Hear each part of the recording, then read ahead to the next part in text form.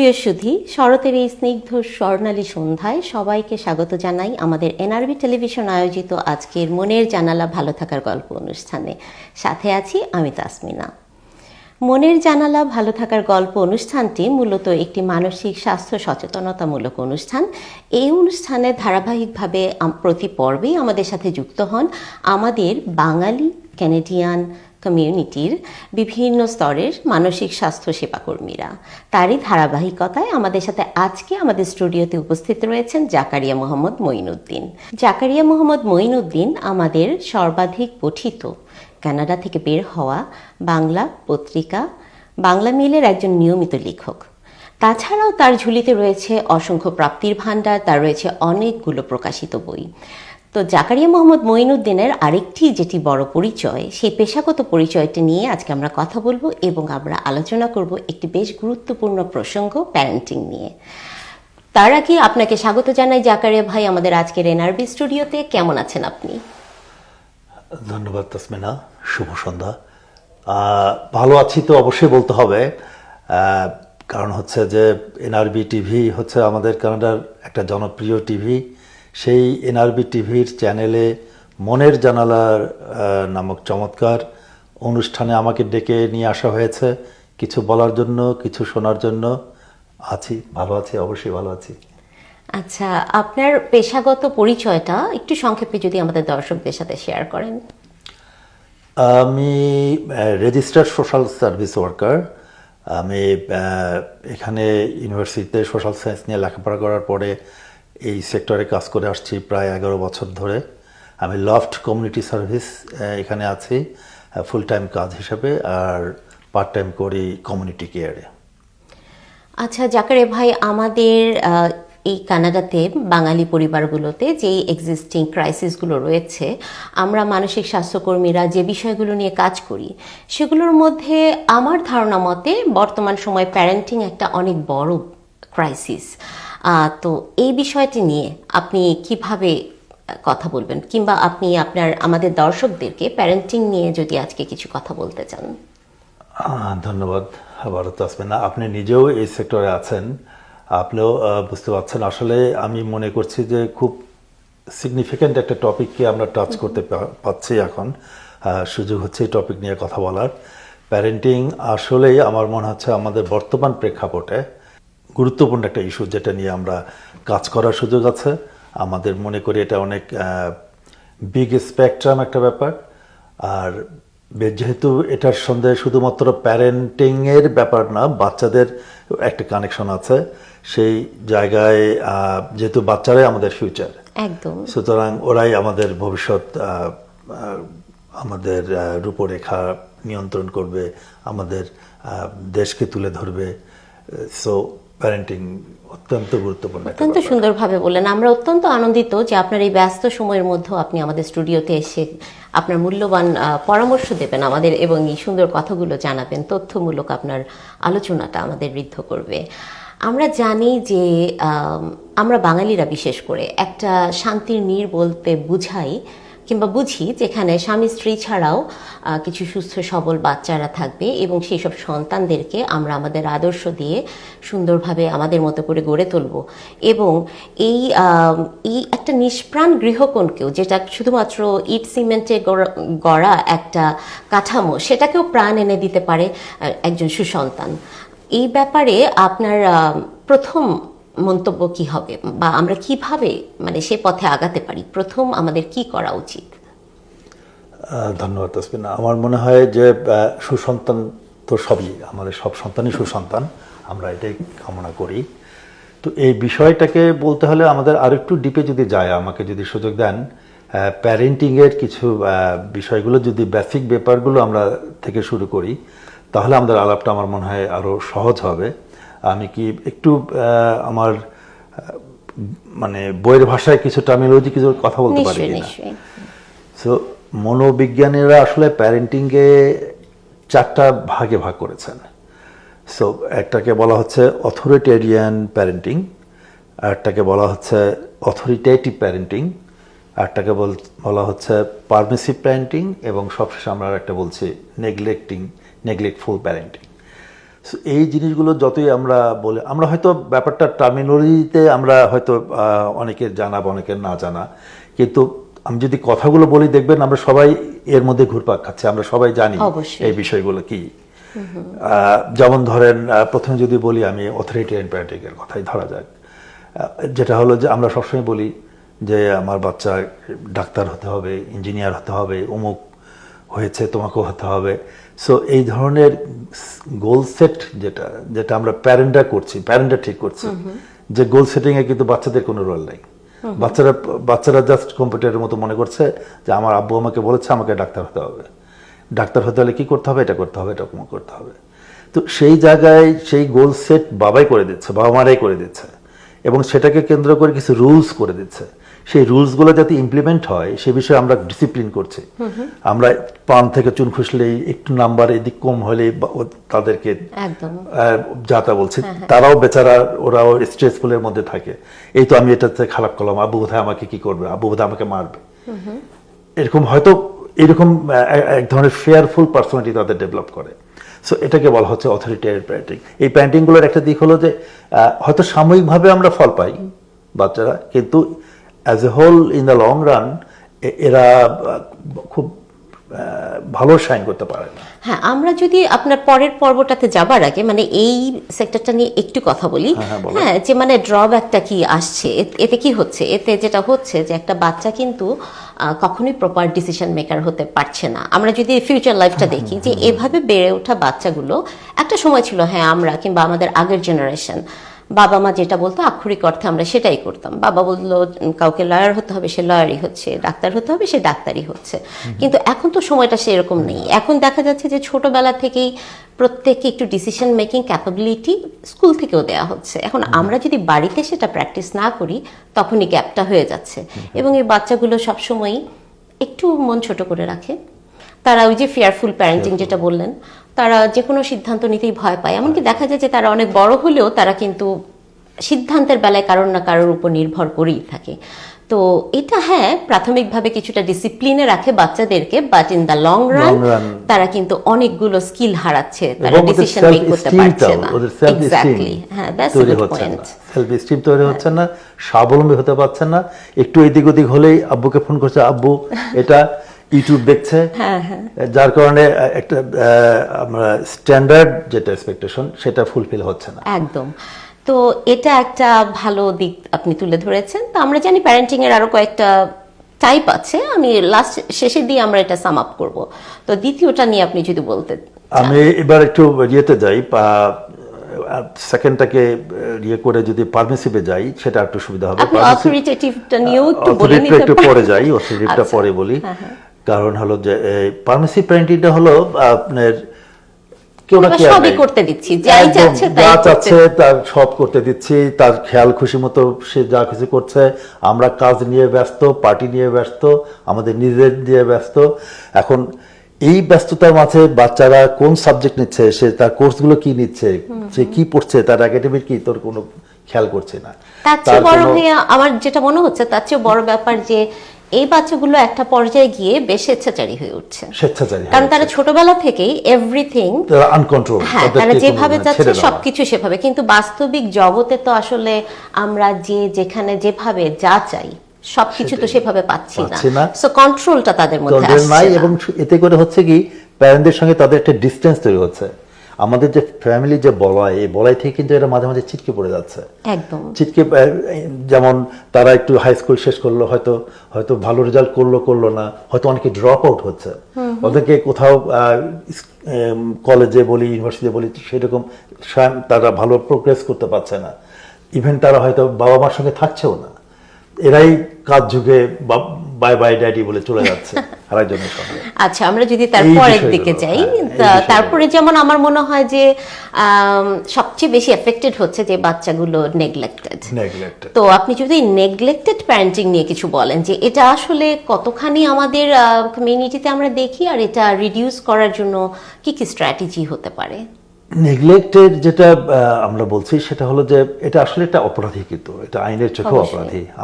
আমরা প্যারেন্ট হিসাবে কিছু কিছু নেগলেক্ট জন্য কাজ করি, আমরা এত উদাসীন, যেটা সে মনে করেন আমরা বলি ঠান্ডার দেশ তো কানাডায়, বাচ্চারা স্কুলে যাচ্ছে, সামার জ্যাকেট পরে যাচ্ছে, ভারী জ্যাকেট, মাইনাসের নিচে টেম্পারেচার, আমরা কেয়ারই করলাম না, ওইভাবেই বাইরে স্কুলে যাচ্ছে, বাইরে যাচ্ছে, তারপর ইভেন লাঞ্চ নিয়ে যাচ্ছে না। কেমন সে বাচ্চার কোনো সারাদিন সে হয়তো টিচারও খেয়াল করেনি। কেমন আবার অনেক সময় হয় কি বাচ্চাকে নিয়ে আমরা শপিংয়ে যাচ্ছি বা গাড়িতে বাচ্চাকে রেখে গেলাম, আমি শপিংয়ে করে আসলাম, বাচ্চাটা গাড়ির মধ্যেই ঠান্ডার মধ্যে পড়ে না, আপনি খুব সুন্দরভাবে বলছেন বেশ কিছু এক্সাম্পল যে নেগলেক্টেড প্যারেন্টিং আমরা কি দেখে থাকি সাধারণত। কিন্তু এটাকে আবার একটু অন্যভাবেও আমি দেখেছি। যেমন মনে করেন আমি একটা স্কুল বোর্ডের সাথে কাজ করি, তো আমি দেখছি যে বেশ কিছু বাচ্চাকে তারা চায় না, কিন্তু বাসা থেকে জোর করে তাদেরকে লাঞ্চ বেঁধে দেওয়া হয়।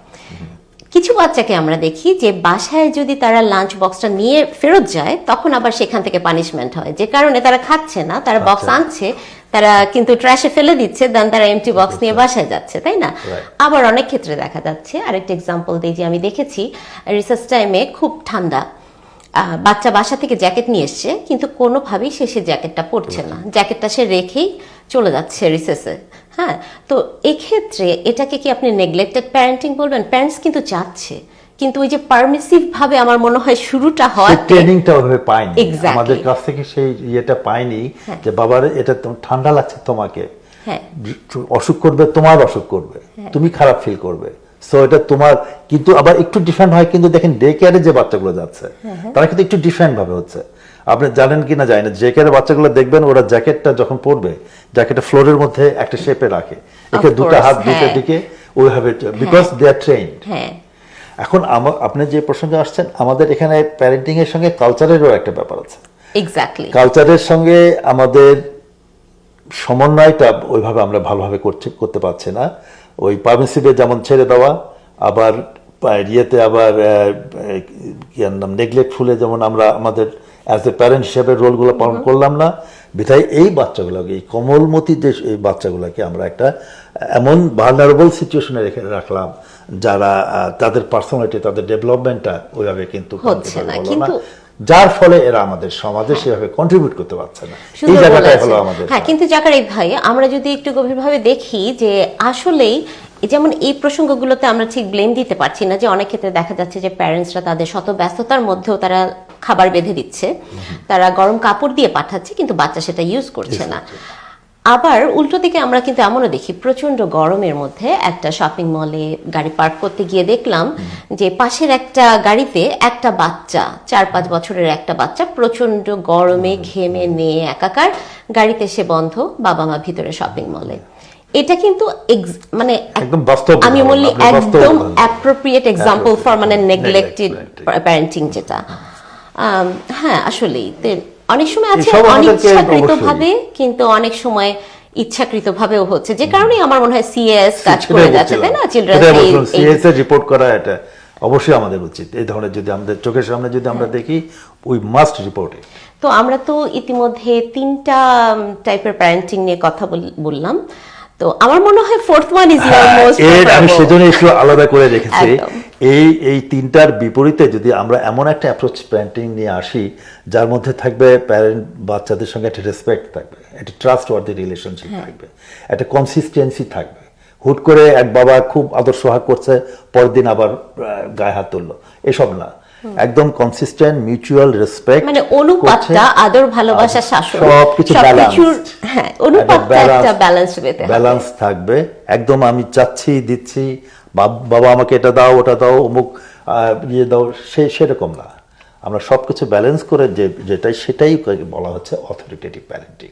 এই অথরিটেটিভ প্যারেন্টিং এর মধ্যে সবাই বাচ্চার ওই যে গোল সেটিং কথা হচ্ছিল শুরুতে, গোল সেটটা হবে দুজন মিলে, বাচ্চা ঠিক করবে সে আসলে তার গোলটা কি, তার কেরিয়ার কোন দিকে করবে, সেটা বাচ্চা বাবা সবাই মিলে বসে ঠিক করে দেখাশোনা করে সেটা ঠিক করবে। আচ্ছা জাকারিয়া ভাই, আপনি যে আপনার কর্মক্ষেত্রে আপনি কাজ করতে গিয়ে এই প্যারেন্টিং ইস্যু নিয়ে কি ধরনের কেসগুলো ফেস করেন? আপনি যদি একটা রিয়েল সিনারিও আমাদেরকে শেয়ার করেন। আমার কাজের ক্ষেত্রে তো আমি মেন্টাল হেলথ, হোমলেস সব নিয়ে কাজ করি। প্যারেন্টিং এর ক্ষেত্রে আমার বেশি রেলিভেন্ট হচ্ছে, আমি কিন্তু কাজের বাইরেও আর একটা কাজ করি, সেটা হলো যে আমরা কিছু Bangali registered social service worker Bangladeshi কমিউনিটিতে আমরা একটা অর্গানাইজেশন ডেভেলপ করেছি, রেজিং দ্য হোপ। সো আপনি শুরুতে বললেন আমার লেখালেখি করি, আমি আবার যেহেতু লেখালেখি করি আমি মোরাললেস কিন্তু এই মেন্টাল হেলথ কিভাবে আমাদের সোসাইটিকে ইয়ে করা যায় এইভাবে লিখি, যখন ওই লেখাগুলো পড়েও আমাদের সঙ্গে কন্ট্যাক্ট করে। আচ্ছা, তো তখন আমরা ভলেন্টারিলি ওই অর্গানাইজেশন থেকে তাদের সঙ্গে কানেক্ট করার চেষ্টা করি। তো আপনি যেহেতু উদাহরণের কথা বললেন, আমি কিছু উদাহরণ স্পেসিফিকভাবে একটু কনফিডেন্সিয়ালিটি মেনটেন করে বলবো। আপনি জানেন আমাদের এই লাইনে অনেক কনফিডেন্সিয়ালিটির ব্যাপার আছে। তো আপনি যদি জানতে চান তাহলে আপনি আরো একটু ইয়েভাবে যদি আমি বলি তাহলে বুঝতে পারবেন আমরা কোথায় আছি, আসলে আমরা কোন দিকে যাচ্ছে আমাদের পরের প্রজন্ম। যেমন ধরেন একটা জায়গায় আমি দেখলাম, একদিন অবাক হয়ে দেখলাম, আমি 5 বছর আগে আরেকটা আমাদের এই কাজের আরেকটা, সেখানে আমাদের সেটিংটা হলো রেসিডেন্সিয়াল সেটিং। ওখানে একটা হঠাৎ কিন্তু বাংলাদেশি একটা বাঙালি মেয়ে ওখানে মেন্টাল হেলথ হিসাবে আছে, ওভাবে থাকছে। তো আমি অবাক হলাম প্রথমে, আমি প্রফেশনালি তো তাকে হ্যান্ডেল করছি। তো আমাদের কমিউনিটিতে এরকম হয় আমি থিওরিটিক্যালি জানতাম, কিন্তু ওইভাবে আমি প্রথম দেখলাম। তখন পরবর্তীতে দেখলাম যে না, এটা বেচারা তার একটা ফ্যামিলি ব্রেকআপের মধ্যে দিয়ে আসছে, তাদের প্যারেন্টের ব্রেকআপ, তার ডেভেলপমেন্ট হয়নি। ওই যে আমরা একটু আগে বলছিলাম পারমিসিভ প্যারেন্টিং, সেই ফ্যামিলি বলাই থেকে ছিটকে পড়ছে, তা আজকে সে এখানে আসছে। এটা একটা দিক।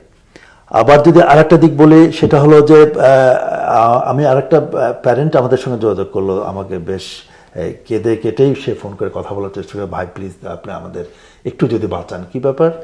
তো বললো যে এরকম যে আমি তো একটা টরন্টোতেই থাকতাম, ভালো জব পেয়ে গেছি অমুক জায়গায়, তো সেখানে হুট করে গেছি, ফ্যামিলি নিয়ে আছি, কিন্তু আমার ছেলেটা এখানে পড়ছে, ওকে আর ডিস্টার্ব করিনি, ও এখানেই থাকলো। এটা একটা, কিন্তু আমি বলবো যে এটা একটা বিরাট জায়গা, যে একটা টিন এজ একটা ছেলেকে একা ওইভাবে রেখে আমরা প্যারেন্টরা আমার কেরিয়ারের কথা চিন্তা করে গেলাম, কিন্তু এই বেচারার দিকে ওখান থেকে প্যারেন্টরা ভাবছে ছেলে হয়তো কেরিয়ার ওইভাবে ক্লাস করছে, আসলে সে ক্লাস করছে না, আসলে তার বিরাট একটা গ্যাপ পড়ে গেছে।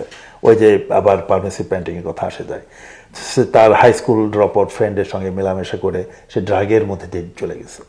সো তখন সেই জন্যই বারবার আমরা বলি যে ভাই, দাঁত থাকতে আমরা দাঁতের মর্যাদা করব, আমাদের প্যারেন্টিংটা শুরু করব এমনভাবে যাতে করে আমাদের বাচ্চারা এই কন্ডিশনগুলোতে যেন পড়তে না হয়। আচ্ছা জাকারিয়া ভাই, তাহলে এই ধরনের যারা প্যারেন্টস আছেন, যারা এই ধরনের ডিলেমার মধ্যে দিয়ে যাচ্ছেন, যে হয়তোবা তাদেরকে মুভ অন করতে হচ্ছে তাদের প্রফেশনাল কাজে, নানান জায়গায়, বাসায় রয়েছে টিনেজার সন্তান, তো সন্তান যেতে চাচ্ছে না, বাবা মা তাকে নিতে চাচ্ছে, কিন্তু এই যে একটা ডিলেমা চলছে এদের মধ্যে, বা যখন আমরা দেখি টিনেজের শেষ বছরগুলোতে ছেলে মেয়েরা তখন আর বাবা মার কথা শুনছে না, বাবা মা যেভাবে চাচ্ছে সেভাবে তাদেরকে বশে রাখতে পারছে না, তো সেক্ষেত্রে বাবা মার করণীয় কি? তারা কোথায় যেতে পারে সাহায্যের জন্য?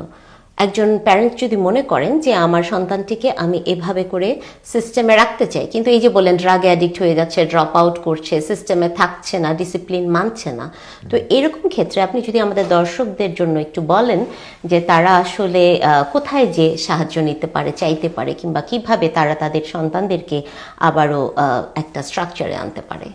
আমি দর্শকদের জন্য যেটা বলবো, সেটা প্রথম শুরু থেকেই আমরা ওই যে ছোটবেলায় আমরা পড়ছিলাম রচনায়, ক্যারেক্টার রচনায়, তো কাদা মাটি দিয়ে আমরা যখন কোন কিছু বানাই, সেটা ইচ্ছা মতো বানাতে পারি, এখানে হাত পা দিতে পারি।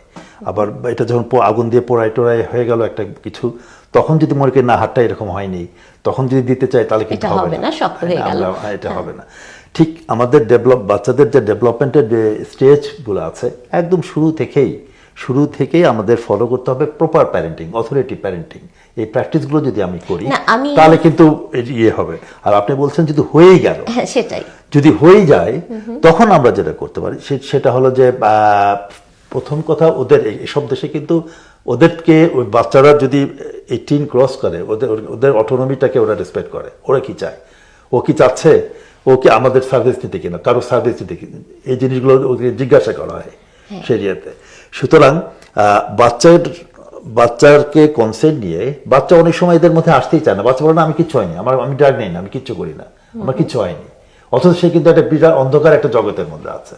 সুতরাং প্যারেন্টদের উদ্দেশ্য হবে, আমাদের কমিউনিটির জন্য বলবো, আপনারা জিনিসগুলোকে হাইড না করে, ওর সাথে কথা না বলে, প্রফেশনাল যারা আছেন এই লাইনে, প্রফেশনালদের সাথে কথা বলুন। না ভাইয়া, আমি একটু, আপনি যদি একদম টু দ্য পয়েন্ট আমাদের দর্শকদের জন্য বলেন, যে মনে করেন একটা বাচ্চা এখন তার টিনেজের মানে লাস্ট স্টেজগুলোতে, লাস্ট ইয়ারগুলো পার করছে, ওভার 16।